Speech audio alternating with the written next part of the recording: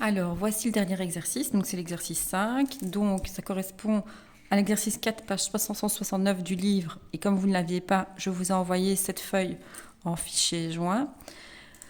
La figure 40 représente une piscine. Les dimensions sont données en mètres. Combien de litres d'eau peut-elle contenir si on la remplit à 20 cm du bord?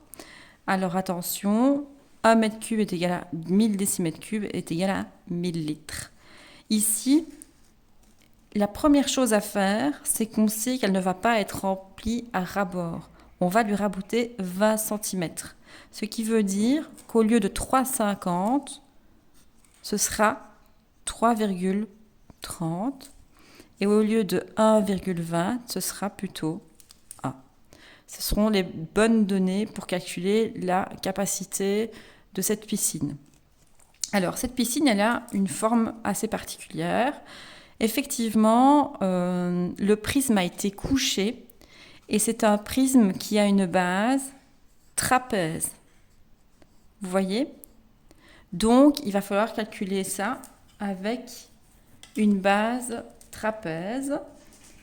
Et je sais que pour calculer n'importe quel prisme, il faut que je calcule l'aire de la base et puis fois la hauteur. Pour ceci, il faut se rappeler effectivement l'aire d'un trapèze. Ça va?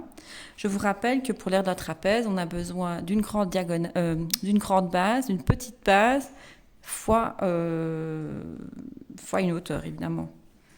Alors, pour reprendre exactement la formule, c'est grande base plus petite base fois la hauteur divisée par 2. On va le noter de toute façon. Donc maintenant, je vais réaliser mon exercice. Donc ici, prisme à base trapèze. Donc bien vous le notifiez. Le volume va se calculer comme suit. La formule d'aire de la base, c'est-à-dire la base, c'est un trapèze. Je vous rappelle, c'est grande base plus petite base fois la hauteur divisée par 2. Et tout ceci fois la hauteur du prisme. Donc ici, cette hauteur-ci n'est pas la même que celle-là. On va regarder les données correctes pour savoir qu'est-ce qui correspond à quoi. Alors, la grande base du trapèze, c'est 3,30. Plus la petite base, c'est 1. Fois la hauteur du trapèze. Donc quand je regarde mon trapèze, la hauteur, c'est cette mesure-ci, ce qui correspond à 10. Tout ça divisé par 2 fois la hauteur du prisme. Et la hauteur du prisme, c'est 4,20. Tout ceci s'exprime en mètres cubes. Je calcule. Alors, vous pouvez faire votre calcul d'une traite sur votre calculatrice scientifique si vous le voulez. Je vous montre. Ici, on commence le calcul avec une fraction. Parenthèse.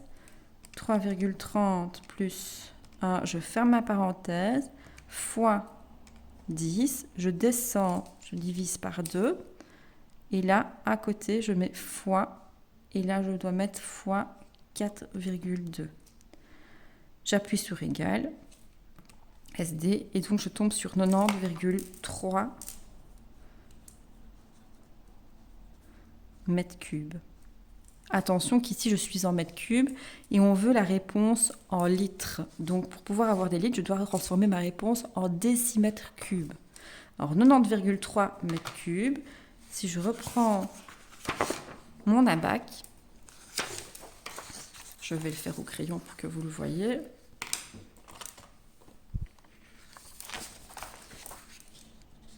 Voilà. 90,3 mètres cubes, c'est ceci. Et je dois aller au décimètre cube. Donc, qu'est-ce qui se passe? La virgule, elle disparaît et je rajoute 2 zéros. Ça me donne 90 300. Ici, donc, je vais noter 90 300 décimètres cubes. Autrement dit, 90 300 litres. Et donc, je réponds à ma question. Combien de litres d'eau peut-elle contenir si on la remplit à 20 cm du bord? Elle peut contenir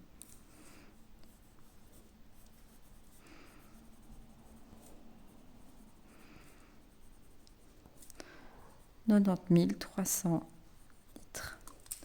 Voilà. Si vous avez des questions, n'hésitez pas. Je vous envoie aussi les photos des corrigés. Et demain, vous aurez la correction par vidéo YouTube de la page 39. Ça va? Passez une bonne soirée.